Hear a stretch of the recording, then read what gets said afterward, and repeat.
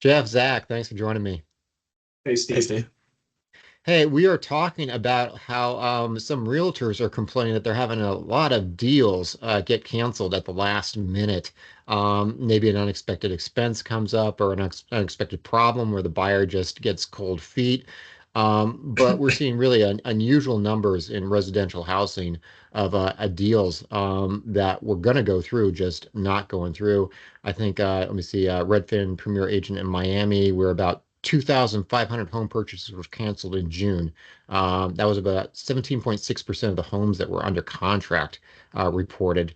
Uh, and you know, uh, there's some other data here, but we're seeing this as kind of a nationwide thing. Some people are starting to point to just the how high home prices are as one of the reasons why people are just kind of, for any reason, maybe backing out. But what are your thoughts, guys?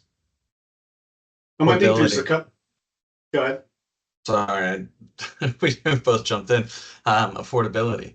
I think that people are seeing the writing on the wall that houses might be too expensive, interest rates might be too high, and it's cheaper to lose 10, 20, 30,000 bucks than it is to overpay $20,000 a year for the next 30 years.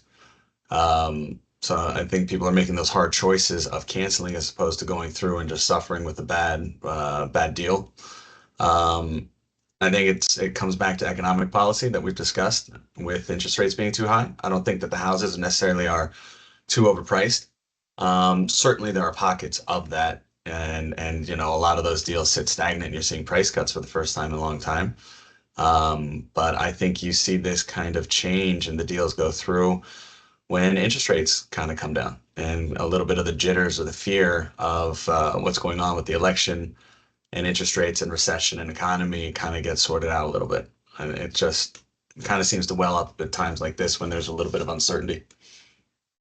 Yeah, I'd probably add to it. I mean, it's typical for somebody to walk into a transaction expecting it to be worth, whatever amount they thought it was worth or agreed to buy for, and if they are buyers doing their inspections and due diligence, maybe they found something, and you've got, and now they're trying to negotiate a price change, and you've got, on the side of the sellers who are, I don't want to say they're unrealistic, but they've got some emotional ties to the particular property, and they're not willing to unload it for what they deem to be lower than what the market value is.